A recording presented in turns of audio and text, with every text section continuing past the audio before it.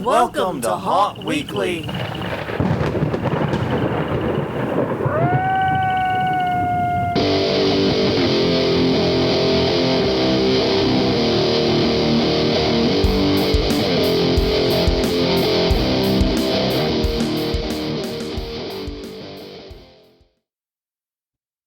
Hello, everyone. I'm Jonathan. I'm Crystal. And this is Haunt Weekly, a weekly podcast beyond attraction and entertainment community. Whether you're an actor, owner, or just plain aficionado, we aim to be a podcast for you. And we come to you this week damn near peak exhaustion. Yeah, that's usual for this time of year. Yeah. I think we are run down, worn down, and we still have a fair amount to do. We'll discuss in more detail in a minute, but yeah, it's been a very, very busy, very hectic season for us, and we're looking forward to finally being able to open and enjoy it. Yeah, and then get a day of rest before Halloween. A couple days of rest, yeah, we'll get Sunday and Monday, theoretically. Yeah. Hopefully. But on that note, definitely do take a minute and check out other places we exist. We're at hauntweekly.com, hauntweekly on Twitter, facebook.com/hauntweekly, youtube.com/hauntweekly. We're on iTunes, Google Play, Stitcher, Spotify, wherever you get your podcast from.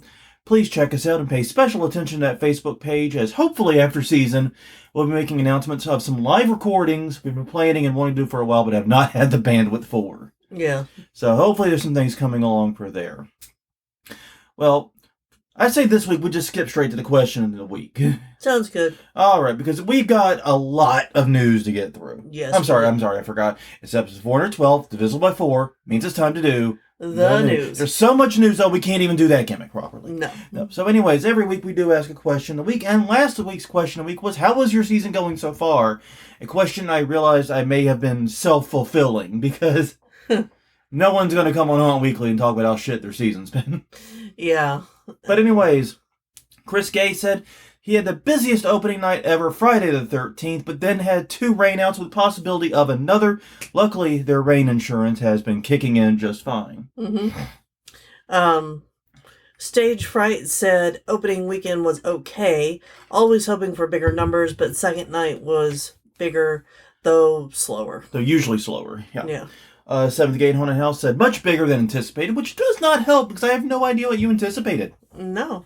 But anyways, I'm glad to hear it was beating your expectations. Like I said, realizing this was a self-fulfilling question, pretty much everyone said it was going well. The only issue I saw a lot of was people talking about rain like Chris Gay. Apparently there's been a lot of wet weather in other parts of the country. Not the fuck here! No. Here we've got fires on 2 sides of us now. Yeah. And it's 2 sides, not just in Lafitte now. Yeah. Yeah, now it's in New Orleans East. Yeah, we are under a red flag, burn ban, super, we really mean it this time, guys. Burn ban. Yeah, whenever the wind shifts, we get all that smoke. Yeah, we actually had to shut down haunt work for a bit on Sunday because you couldn't breathe. You couldn't open your eyes. I mean, it smells and feels like a tire fire. And that's because it's rubbery plants burning. Yeah. It's a very similar material, and it gets in your eyes. It stings like a bitch. Yeah. And to drop off one of our new actors, he only lives, 3-4 minutes away tops. But between driving there and driving back, my eyes were red, and I could barely see out of them because even though I was in the fucking car with the recyc on, I got so much of that smoke I was hurting. So yeah, that really, really sucked. Yes. But yeah. So can any of y'all that are complaining about rain send some our way? Maybe not until after Halloween, but like soon. Yeah. Or just before like Friday. Yeah. If you could get here before Friday, like Amazon Prime some rain to us, that'd be great. Yeah. Yeah. Especially if it's enough to put out the fires. Well, anyways, this week's question of the week is quite a simple one. What do you feel has been most different about this year, this haunt season? I don't know, because we haven't been open yet. What I've been hearing is that there's been a lot of problems with rude customers. Yeah, that's what I've been seeing too. Yeah, like a lot of problems, including locally. Now, we're kind of insulated from that typically. Being a free home haunt, we typically don't really have to deal with it that much. But I'm still a little worried about that, especially as someone who works front of house, and especially as someone who works front of house that'll be in a new mask and slightly new setup this time around. Well, and we won't have our adult present. Yeah, not for 2 nights. Right. So yeah, I'm really hoping we don't have problems like that. We historically have not. The crowd has been very good, fun-loving. Everyone's there for a good time. I'm not saying we haven't had any problem customers. We've had a few, but not like a problem with problem customers, if that makes sense. Yeah. There's always been a couple of jackasses a season at most. So anyways, that's what I'm hoping. Well, on that note, it is also an even number episode. Even number episodes, we do conference reminders. So what the fuck are these people going to do when season's over? Crystal, why don't you let them know what they can do? Well, November 10th through the 11th, they can do the Legendary Haunt Tour in Salem, Massachusetts. Yeah. They'll be visiting Haunted Overload, Fright Kingdom, Barrett's Haunted Mansion, Legendary Haunt Tour with 2 T's. Yeah. .com. All right. Well, keep it real festive if you're wanting to make that transition into the holiday season. Why you want to do that, I don't know. But that is November 17th and the 18th in Santa Ana, California at the Heritage Museum of OC. You can learn more at creepitrealoc.com. Halloween and Party Expo will be happening January 23rd through the 25th in Las Vegas, Nevada at the Mirage. The Mirage. Hundreds of vendors, must be qualified business to attend, not open to the public.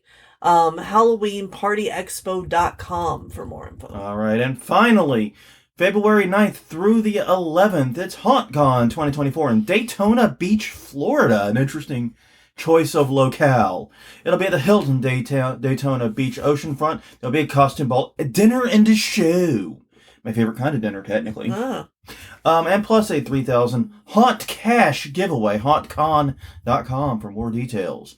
All right, so we have a fuck ton of news. Yeah. We have news coming out of places we shouldn't have places. Yeah, we actually cut a lot of stories. And we have some like stuffed at the end where if we are like way short on time or something, I don't see how the fuck that's going to happen. No.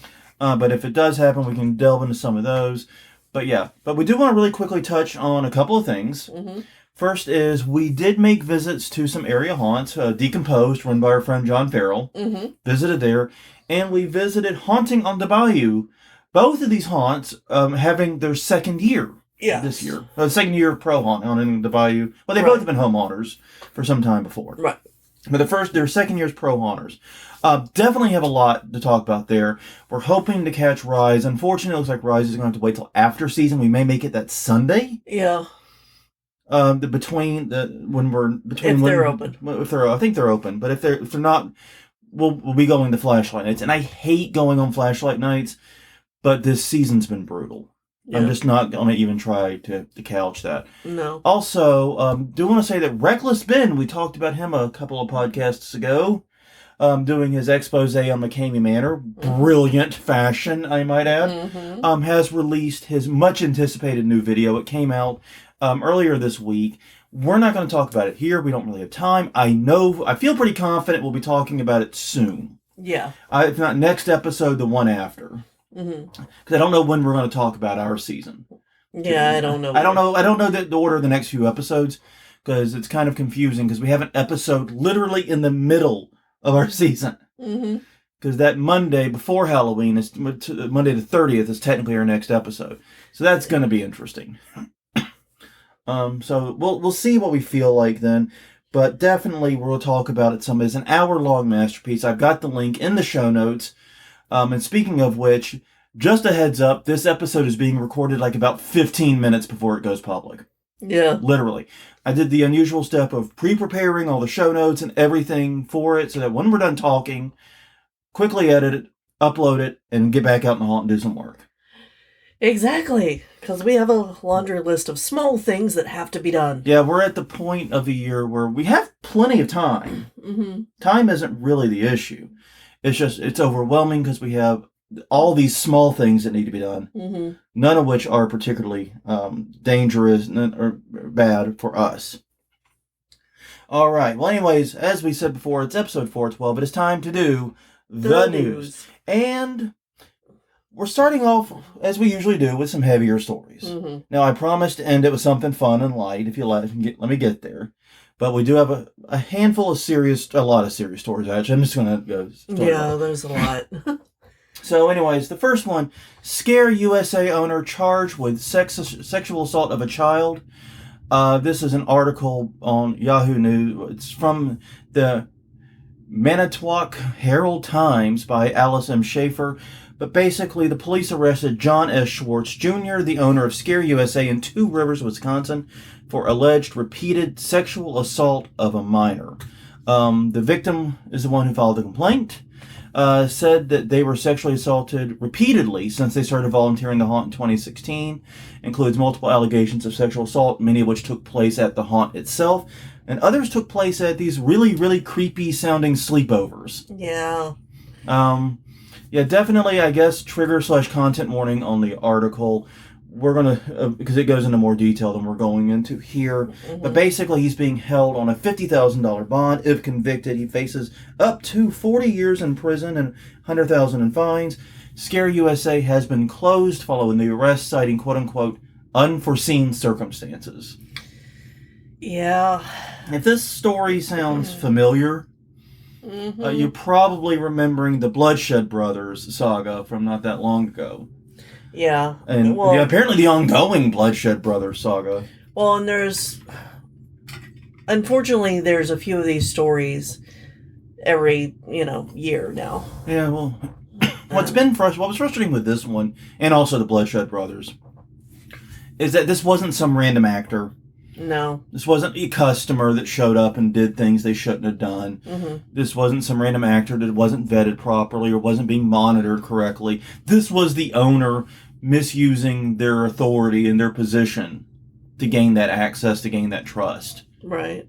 And, there's nothing that, we can say all the smart people things of, hey, background check all your volunteers/employees. At the very least, check the sex offender registry. That's free. Mm-hmm. You can do that in just a few seconds of your time. Do all those things. But, yeah, it doesn't help when it's the owner. No, it doesn't. It's a sad story, and in addition to my heart going out to the victim, my heart also goes out to the other haunters at Scare USA. Mm-hmm. Who, by most accounts, it sounds like from this article there wasn't a lot of indications of what was going on.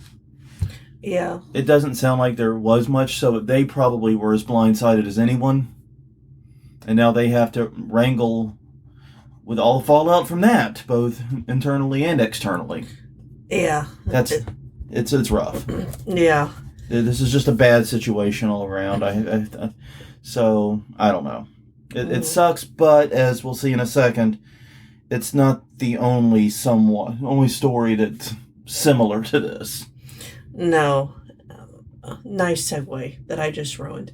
Yeah, I'm sorry. The next The next story. No, I don't think you can ruin that segue. That segue was shit because of the topic. Sorry. Anyway, the next story comes from WBBJ and is written by Garrett Evans. Haunted house raised concerns after an arrest was made on the property. Philip Plunk was arrested for violating the terms of the sex offender registry for being at Hillside Haunted House. Yeah, Hillside Haunted Attraction. Yeah. He's the partial owner of the property. So the thing is that his son runs the haunted house. Hillside Terror, sorry, was the name of the Hillside Terror, thank you. His son runs the haunted house. This is the dad who was arrested, and the sister also owned the property. So it's family-owned property. Mm-hmm. The dad's truck, who is the offender, broke down somewhere nearby. Yeah. And he went to the haunt. But did not see his son. No. Because Clint, the son, said he didn't actually know he was there. Right. Had no idea he was even there. Yeah. So it's a odd story, and but yeah, the court date for that is set for October 24th. It doesn't sound like anyone knew was victimized in this. Right. It doesn't sound like anything actually happened, but yeah, as someone on the sex offender registry, he was not supposed to be at a haunted attraction, which attracts a lot of kids. Yes. And he was there when he was not supposed to be. Mm-hmm. And he was there unbeknownst to his son and the others who operate that haunt, apparently. Yeah. So, yeah, god damn. You know? Yeah, I'm sure if there are updates, we will report on them in the future. Yeah, this one's confusing. Like I said, we read multiple articles on this one. Yeah. And it's kind of confusing because other than like his truck broke down and he was on the property when the haunt was open, it doesn't really sound like anything happened. Yeah. I mean, yeah, he still shouldn't have done that. Right. And it said that he knew that he shouldn't be there. Yeah. You know. Anyway, it's a weird story, but it definitely deserves it and needs a mention. Mm-hmm. Well, in other sad news, we turn our attention back to Wisconsin. This is an article at WBAY, another one by them, I believe. No, okay. But this one is a man known for iconic holiday displays dies falling off ladder while decorating home. Jeff Oman of Beaver Dam, Wisconsin, died after falling off a ladder while decorating his home. He became very well known for his huge holiday displays. He apparently did both Halloween and Christmas in a big, big way. Was well loved by his neighborhood and by everyone around him, but was killed in a tragic accident. That's really all there is to this story. Yeah. But definitely, I guess, take this as a reminder that there are real risks in this, and to be safe. Yeah. I'm not saying he did anything unsafe or whatever, but just, realize that people do get hurt seriously doing this. And so please be cognizant of that. Yeah. You only got one body and one life, and you've got a lot of loved ones. So, yeah, take care of them both. Yep. Jesus Christ. Continuing with the sad news, from ABC7 in Chicago, Halloween decorations are being set on fire by what is suspected as a serial arsonist. The latest one was in Lincoln Square. It was caught on a Ring doorbell. Yeah. And it was one of 8 that's been set in the area. Yeah, this is kind of weird. I actually watched the video for this one, and it seems like whoever this is not hitting like every house and every display. Right. Like they interviewed one guy who actually had a very small yard.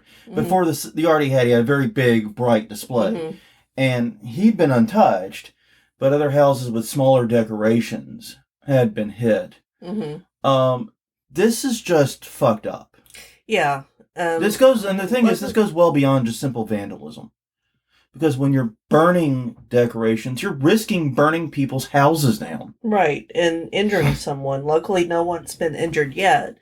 And the man has reportedly been captured on video, but nobody's been able to find out who it was from the videos that they have. No. And it's one that we think that, oh yeah, we've got all this Ring doorbell footage, we've got all the security camera footage. Yeah, the main thing, and this is something I actually learned from talking with the police when we would go to the police meetings, is the police actually do really appreciate those cameras. But the main thing they tell the police is not who did it, but when something happened and what specifically happened. Right. Because even with very, very good cameras, you can not always tell who did it, especially if they're covered in their head and their face and whatnot. But you do know they pulled up at 3:30 a.m. and they did X, Y, and Z. Yeah. And that does help the police in the investigation. But, yeah, it's rare for the police to go, oh, yeah, that's, Jim Bob on the video or whatever, and be able to make an arrest. Yeah. So definitely have the security camera footage, especially in your haunt, if you have a haunted house. Because, A, you need to know what happened. And even if it's not a criminal issue, it could just be a safety issue. It could be a this room isn't working issue. Having the security camera footage is invaluable in addressing those. So please remember to have your security camera footage, but also don't expect it to be a magic bullet if something does happen, if something is stolen or something is broken. You know what I mean? It's not a magic bullet for that. It helps. It is a layer to security, but it is not everything. And honestly, like I said, this one really upsets me more than anything else. As I sit here, in this one, not more than anything else in this episode. That's a gross exaggeration. Yeah. But more than like most vandalisms is what I meant to say. Yeah. Because, like I said, this isn't just burning someone's decorations. These are decorations. This neighborhood, these are up against people's houses. Yeah, these are tiny front yards like we had when we started. And like one of the houses that had their decorations in a fire, their front door got burned up or damaged to the point they had to board up their front door. Yeah. To give you an example of what we're talking about here, that could have taken down the whole house. That could have taken down possibly multiple houses because these houses are also very close together in this neighborhood. Yeah. I mean, you're really putting people's lives at risk and risking burning far more than just a couple of Halloween decorations. Yeah. It's absolutely batshit insane, and I hope they catch the guy. I hope he faces adequate justice. Mm-hmm. Speaking of vandals, at least this one didn't set fire to shit. I mean, no. I'll take my wins as I can get them. But this is an article in the New York Post in conjunction with the news.com.au. The headline reads, Priest slammed for destroying child's quote-unquote satanic pumpkin decorations. Yeah. This took place in a village in the Czech Republic whose name I cannot pronounce and did not even put in the notes because I did not want to attempt. Mm-hmm. But basically, the priest smashed a collection of jack-o'-lanterns meant to celebrate Halloween, and then the family went out and recarved all the pumpkins, only to find them smashed again the next night. The priest was, now I'm going to attempt this and I'm going to fucking fail. Father Jaromir Shmeshkal? Mm-hmm. That's close I'm going to get. But he calls Halloween a quote-unquote satanic feast, though he apologized on Facebook for saying he wouldn't have destroyed them if he'd known they were carved by children. Yeah. Fuck you. Yeah. Fuck you. Fuck the horse you fucking rode in on. Fuck everything. You wouldn't have smashed them if you had known they were done by children. Well, even if they weren't carved by children, they were for children. Yeah. I mean... definitely take a moment and check out the link in the show notes. All the links are in the show notes, by the way. Yeah. We do our best to attribute all of our sources. But... Yeah, and this is where we saw it first, but you can just Google, priest smashing pumpkins. Yeah. And you'll not get Billy Corrigan. No, you won't. But no, it's like... These are the most cutesy-wootsy, innocent jack-o'-lantern pumpkin carvings I can fathom. They are literally a 0 on the scare scale. Yeah, they're not scary. They're just silly little jack-o'-lanterns. They're more funny than anything. They don't have horns. They're not painted demonically or anything like that. This guy is just stupid. Yeah, and once again, I would like to remind everyone that the art version we linked to, the most, like I said, where we saw it originally, New York Post, not reading the comments is self-care, y'all. Yep. Do not read the comments. I made the mistake of scrolling a little bit too far as I was writing this up, and I still regret that shit. I did that a couple days ago now. Yeah. So, yeah, just be careful with that. But, Jesus, man, fuck this guy. I wouldn't have done it if I'd known they were by kids. You know there had to be at least a good chance they were. Yeah. Because that's who does it. It's like saying, oh, I wouldn't have smashed those Easter eggs if I had known they'd been painted by kids. Well, and it looks like it was a whole village of kids that carved them together. It wasn't... How are you in a small village and a part of it and not know that this happened? Maybe this village just doesn't have anything to do with this asshole because it's not his first act of pure assholery. Maybe. Because it wouldn't surprise me. In small villages, that can happen. When they go, oh, no, yeah, we don't talk with him because he's a fucking asshole. And they'll, gently ostracize him from everything. No, maybe. Or not so gently in some cases. Yeah. Anyways, moving on. Right. So, Shadow's Edge in Omaha, Nebraska, and this article is by Mackenzie Parsons at KETV, was hit by a car in a shopping center that's the scene of burnouts and drag races. And they have video of the car losing control, smashing into the side of Shadow's Edge. The haunt closed for hours for the night. It wasn't open. No, this was super late at night. Yeah. When I say late at night, I'm not talking haunt hours late at night. I'm talking 2 to 3 a.m. at night here. Yeah. I mean, haunters are still recovering from haunting. We may be up, but we're not actively running the haunt at that time. We're not open. Yeah, so the haunt closed for a few extra hours because of the damage that was done to the facade and the front of the building. This is also Shadow's Edge just last season. But they did do a quick rebuild and were able to open the next Friday. Go ahead, sorry.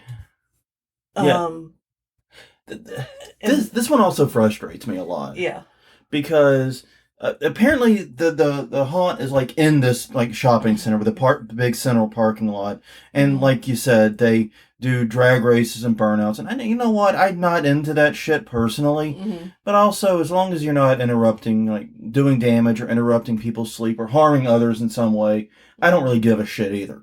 But yeah, the guy lost control of his car while doing some kind of stunt, and it looked like he fucking accelerated into it. Like maybe he hit the brake and gas instead of the brake or something. Yeah. And went right into the facade and then just drove off. Yeah.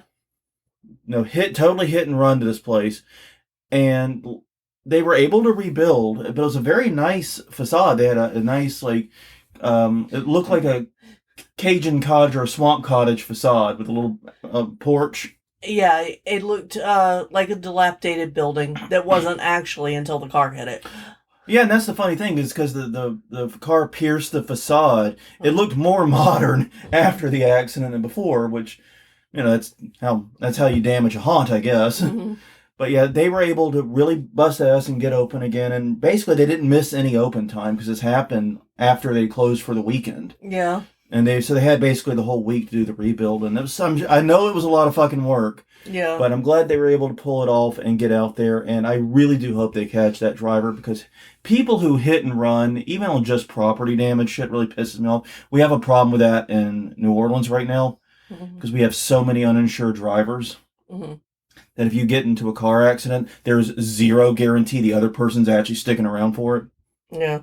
If they can drive off, it's a real problem we have in here. It just angers me because it's complete irresponsibility. Anyways, good luck, Shadow's Edge, for the rest of your season. Hope that is the absolute worst thing that happens. Yes, and that you get to go out with the bang that you wanted instead of the one you got. Not the bang through the front door. All right. Okay, this asshole. And then there's this asshole. I'm pulling the full pin Gillette here. All right, the article headline reads, West Bottom's paranormal attraction shut down by Kansas City Fire Department. This is an article by Jackson Kurtz at KMBC. In Kansas City, Missouri, which I still find fucking confusing. Blossom Haunted House, Haunted Hotel. Blossom House Haunted Hotel. Motherfuck, that rolls off the tongue like a bunch of sockets. Yeah. Has been ordered to close immediately due to the local fire marshal apparently having a coronary upon examining the building. Yeah, but wait a minute. It's named Haunted House, but you said it was a paranormal attraction. We've read multiple articles trying to figure out what the fuck this was, and you know as well as I do, we are no close to that answer. Because basically, the dude said in one of the interviews, we don't have actors here. Most people are like, what do you mean? And I'm like, well, we have real ghosts. Yeah. And that's Paul, who I'm not making this the fuck up. His actual description of what he does in the article, click it yourself, is who helps run the business. Yes. Theoretically, that time I brought glasses back to the bar at J&K last weekend, I think that means I help run J&K now by the same metric. Yeah, well, and, they also don't give Paul's last name. No, they don't give any information about this guy.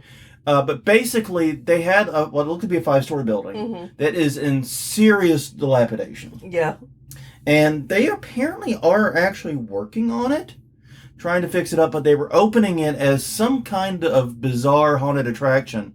And when the fire inspector came out to check it out, just threw his toys all completely out of the pram and and basically wanted nothing to do with this.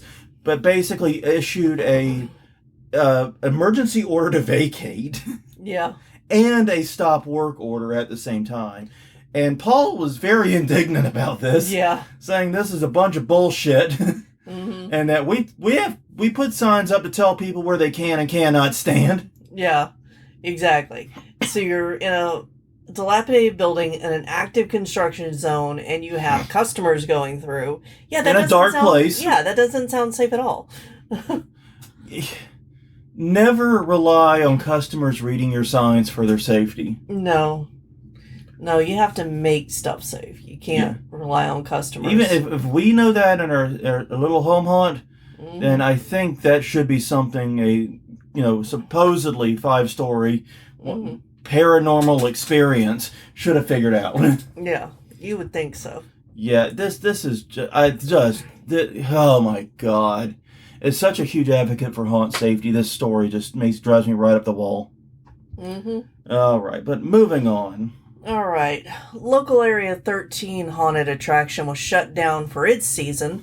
This is from MiamiStudent.net and Stella Powers. In Oxford, Ohio, the haunt Area 13 has been forced to close down. The head of the building and zoning department, David Frere, said that the haunt was in an agricultural district that didn't allow commercial businesses.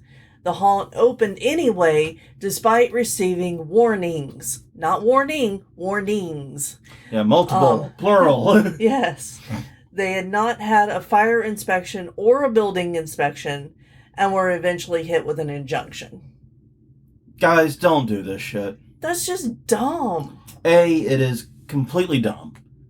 Because, well, I understand the sadness of not being able to open. I do get that. Doing this type of shit just means that city is never going to work with them. Yeah. And it may not work with any future haunts. Yeah. Yeah, and that's just it. And you're not just burning the bridge for yourself. You may be burning the bridge for every other haunter ever who might want to open up legitimately in that area. Yeah. And that's just, like I said, this shit really pisses me off because you're burning a bridge for the entire, and we're such a small industry, basically, that you're burning a bridge for the entire industry. Yeah. If next person who comes along and wants to open up a haunted house in Oxford, Ohio, is going to have to get rid of the stink of Area 13 before they can even begin to move forward with it. Right. And that's damn near impossible to do in a lot of cases. So yeah, I mean, if I were the owner of Area 13, I would I'd say, look, you're never going to be able to reopen in Oxford. No. They're going to do everything, because if they had to go all the way to getting an injunction to shut you down, and it's worth noting that they did not have either a fire inspection nor a building inspection. Right. So, all those inspections and certifications you need to open a professional haunted house? Yeah, they didn't. No. They just fucking didn't.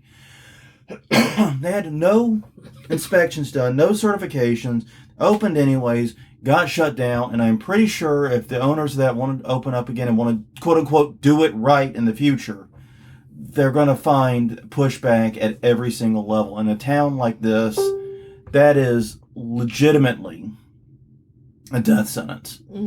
Because like some bigger towns, you might be able to lobby or push your way through, or just be in the system that's big enough that you can get through. Yeah. But here, where every business gets the full attention of all members of the city council, the planning and zoning committee, and all that. Yeah. Where they're small enough they can do that. Yeah, you're gonna get told to fuck off at every interval because.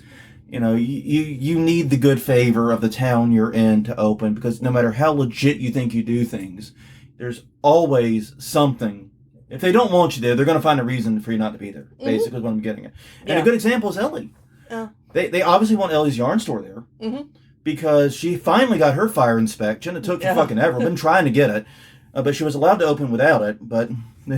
And even though there were a few minor issues that we are rectifying, nothing to worry about. It's like fire extinguishers out of date and stuff like that. Yeah, I think they had just expired. They had literally just expired. They were still good when she had opened. It's been almost a year. Yeah. So minor stuff like that. We are rectifying them. But they gave her the certificate anyway and said, Godspeed. We'll just trust you to get it. Because they want her there and they're willing to help her out. Yeah. Well, and I know one of the reasons. Which is? One of the fire chief's wives is a customer. I did not know that. Yeah, and he doesn't want to go home and have to explain why they shut down the yarn store. Yeah.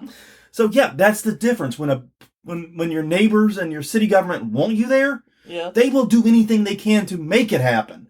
If they don't want you there, they will stop at nothing to prevent it from happening. Exactly. Moving on. I'm next, aren't I? Mm-hmm. Edge of Insanity in Kokomo, Indiana, which is really fucking with me right now. Yeah, I know. Because Kokomo doesn't exist, you assholes. It's just, that's supposed to be the whole point of it. Mm-hmm. Anyways, I don't think this is what the Beach Boys were singing about Indiana. I'm just going to take a guess. Because they're nowhere near Aruba or Jamaica. Mm-mm. But anyways, the long-standing haunted house Edge of Insanity will close after its 16th season. This is a haunt that, by the description in this article, and this is an incredibly long article. We cannot do this article justice. Mm-hmm. So please definitely check out this article by James Bennett III at the Kokomo Tribune. But yeah, basically, it's from the sound of it, they started out as a home haunt and then sort of expanded into being a charity haunt. Mm-hmm. And over the past 16 years, they've raised more than $100,000 for various charities. Yeah, but they have announced they are closing after 16 seasons for a reason I'm pretty sure everyone listening to this podcast, relatively close to its release date, will understand. And that is they're just tired. Yeah. They're exhausted. Yeah. The haunt tells the story of a mental hospital where patients rebelled against cruel doctors, and then after the hospital closed, it was a place for quote-unquote hillbilly squatters. Yeah. Their terminology, not mine, for the record there. Mm-hmm. That said, I did love the rules they had for the actors. As you talked about how the actors can't say "get out." Yeah, or "boo." I did see that. And it's like, man, I bet Japes is sitting there doing a little happy dance in his chair as he reads this. But yeah, they say that the years and years and years of work are catching up to them. They do plan to continue the annual Christmas party and try to keep some connection with the Haunt family going. But yeah, they are ending the Haunt after 16 seasons. And I gotta tell you, we're 18 seasons in, or 18 years in. I understand. Yeah. It's a discussion every year. It's been a discussion this year. Yeah. It's been a discussion this year for next year. Yeah. It's rough, and it does take its toll on you.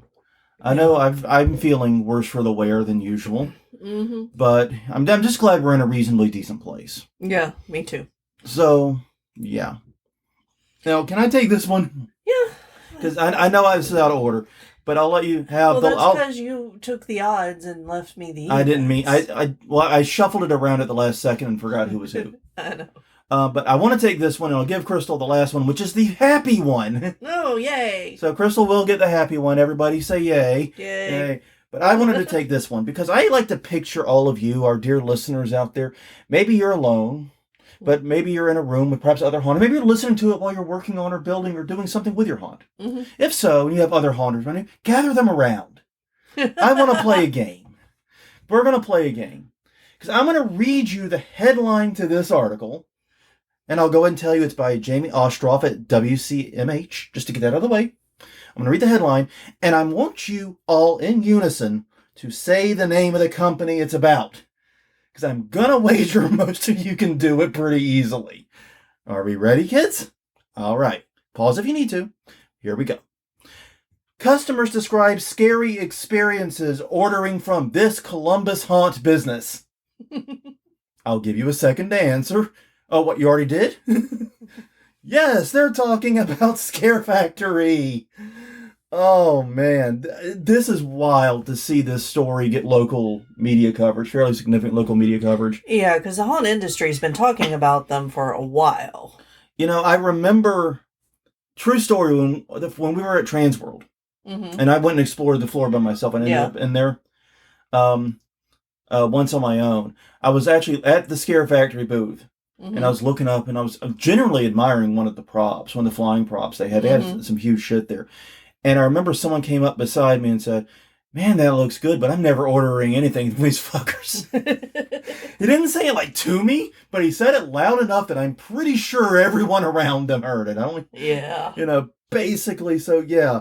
But they're reporting that multiple customers have had complaints about how they did not receive props they ordered, or they received them significantly late. It's just story after story in this article about that. And they went to the local attorney general to complain.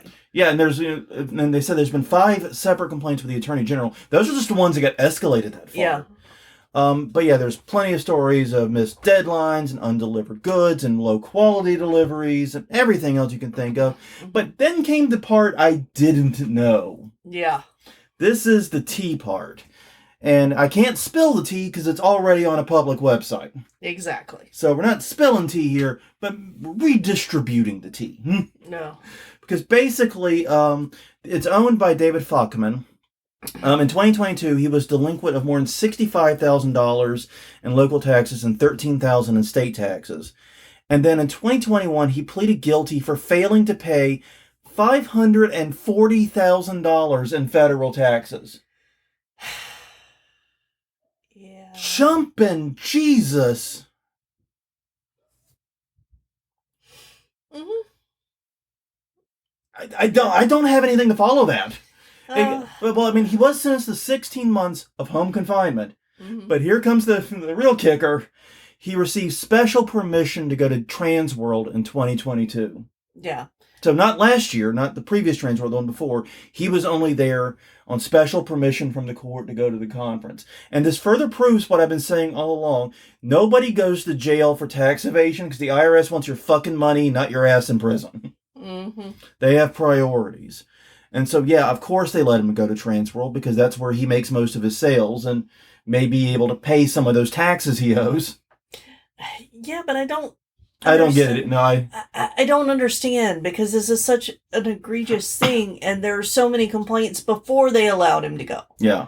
Like, it doesn't make sense for anybody for that to be the way that played out. It was worth noting that the publication here did reach out to Scare Factory for comment. They did not hear back from them, so that much is predictable, I'm afraid. Mm-hmm. But yeah, I mean, I'm like you. The reputation, I was still blown away by the props. Mm-hmm. I'm not going to pretend like I wasn't impressed by the setup they had at Transworld. You saw it too. Yeah. It was a really good setup. Those props look really good. But everybody who knows anything about buying haunt props knows the problems with Scare Factory. Yeah. And in fact, there was one of the stories they told was of someone who went to Transworld, saw a prop they liked, spent literally their entire savings on it. Yeah. And then didn't get the fucker. Yeah. Until after they went and visited Scare Factory physically. Yeah. Which I don't think if I pay $6,000 or $10,000 whatever for a prop, I'm not budgeting a trip to Ohio to threaten these guys in person. We don't know if the person was local, though. That's true. But still, I'm not doing that. No. But still, it's just a crazy story. I never thought I would see Scare Factory mentioned in it's been known in the haunt community for years. I never thought I'd see them in a mainstream media site. No, I didn't think we'd get a chance to report on it. Not on a news episode. No, 'cause one of the whole points of this is mainstream news. Yeah. If you can't find it with a quick Google, yeah, you're probably not getting on. Yeah. All right, and finally. All right, this is a double hitter because I found these stories back to back. They were published the same day. Yeah, we're linking to just one. Yeah.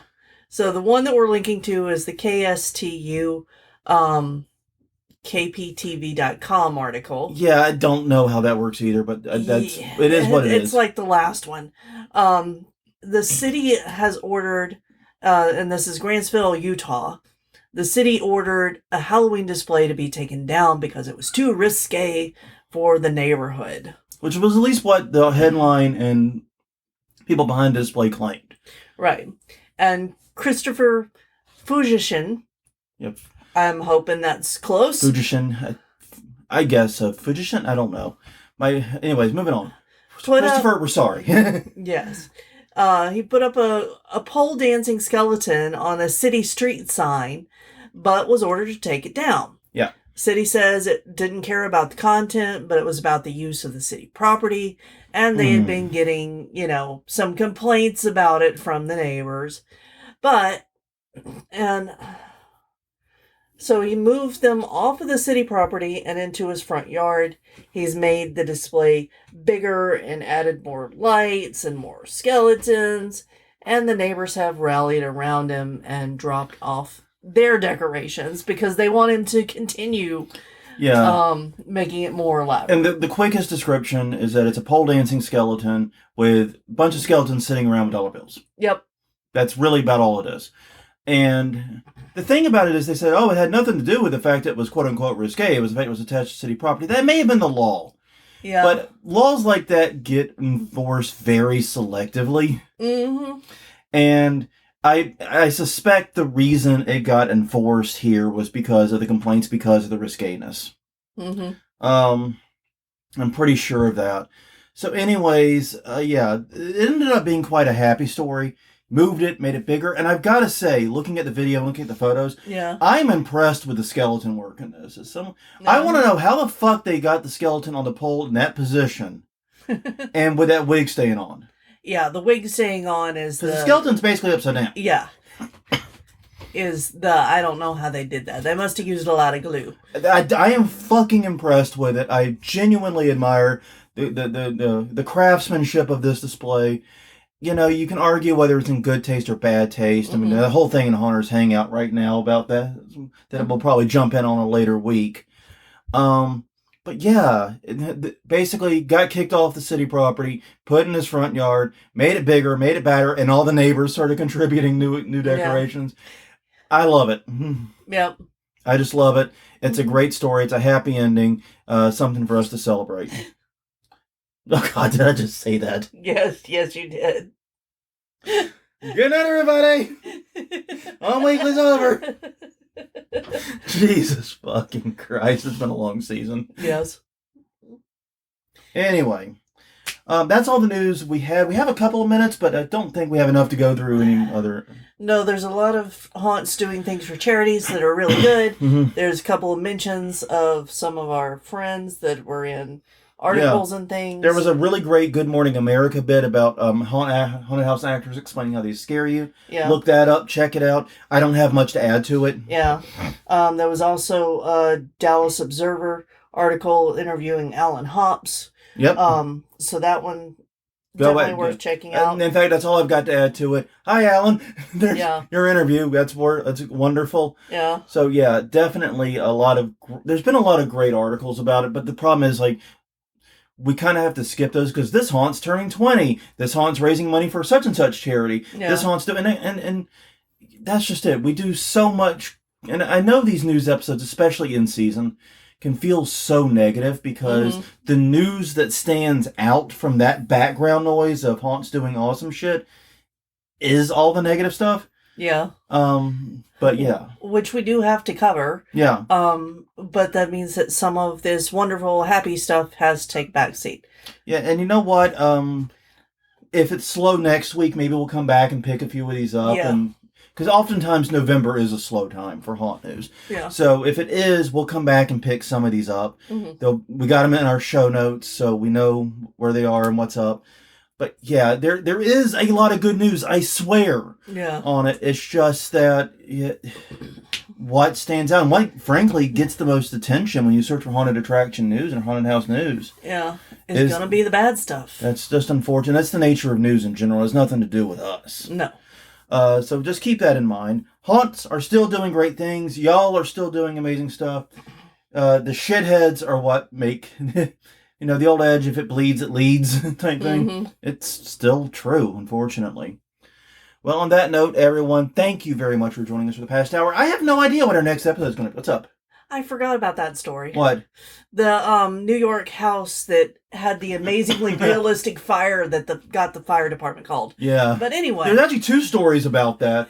One involving an apartment that had like a Yule log thing in it. Yeah. And the other, which was the actual Halloween decoration. So there's two kind of adjacent stories there about that. So yeah, maybe be mindful of using fire as a decorative element. Yeah. Just saying, you might want to be careful about that one. Your neighbors might think it's real. So, yeah, be careful with that one. Okay. But on that note, everyone, thank you very much for joining us the past hour and slogging through a rough week, a rough month of haunted attraction news. Yeah. Y'all are doing great stuff. Trust me. Most of the news is good. It's just what peaks above the background noise. Unfortunately, it is the negative stuff typically.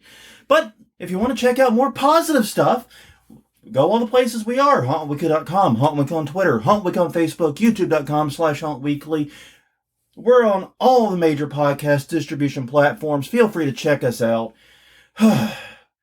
But until next time, I'm Jonathan. I'm Crystal. And we'll see you all next week with God knows what. It's going to be the fucking Monday before Halloween. I have no idea what we're going to talk about or do with it. No. We have made zero plans. Just expect a train wreck. Yeah. Set your expectations at train wreck height now, and we'll see you then.